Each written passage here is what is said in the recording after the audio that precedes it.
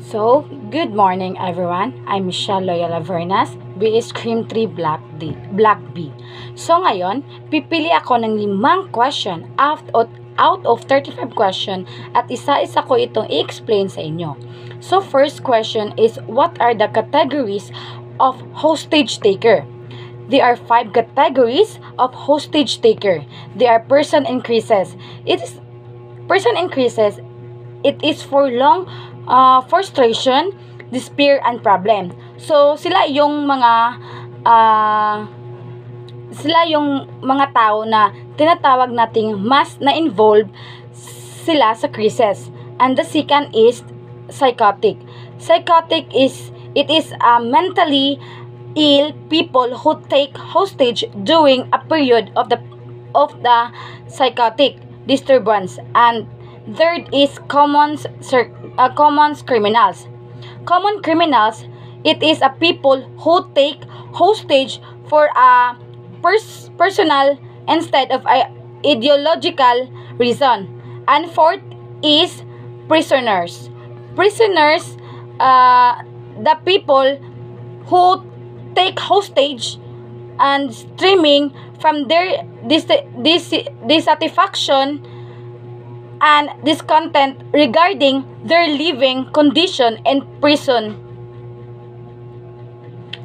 And the fifth is political. Political terrorist is the ideologically inspired individuals group of people who take hostage mainly due to their political and ideological beliefs. And the second question is, what is terrorism?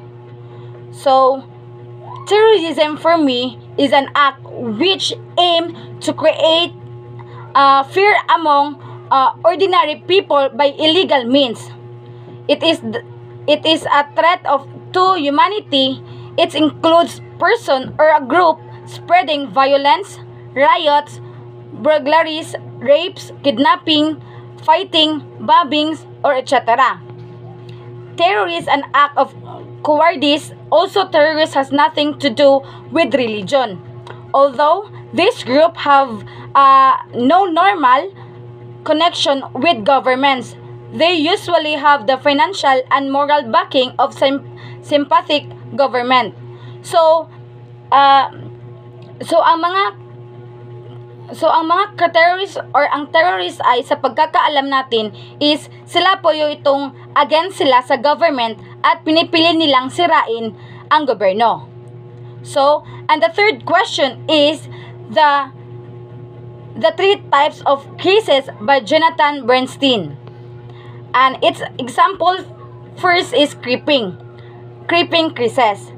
Creeping crisis, it is a foreshadowed by series of events. It means na hindi ito makikita o matatakpan ng isang series of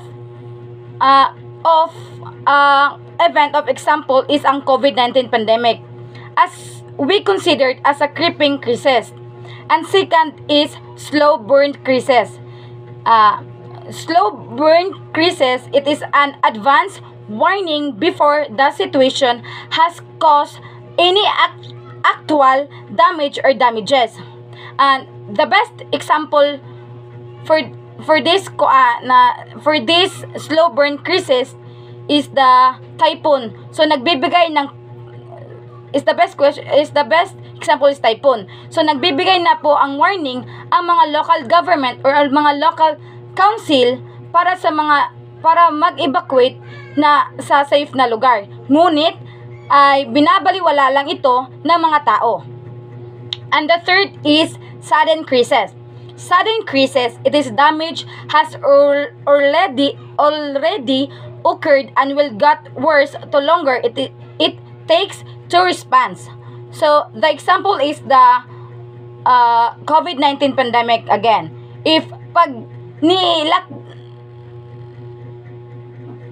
Kapag nilockdown nila agad ng mga government na iyon ay hindi sana kumalat pa agad ang mga virus at wala sanang buhay ang masawi.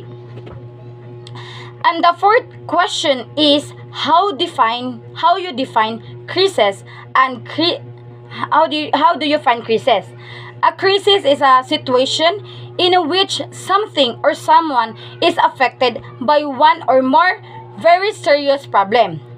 Natural disasters have obviously contributed to the continent's economic crisis. He had made arrangements for additional funding before the company was in crisis. Children's illnesses or other family crises. He's having a midlife crisis and someone to turn to moments of crisis. And the best examples is the COVID-19 pandemic, natural disaster, flooding, incidents, tornadoes, fire, and etc. And the fifth question is what are the three types of terrorist group? So there are the three types of terrorist group. They are national terrorist and transnational terrorist and transnational terrorist, and lastly is international terrorist.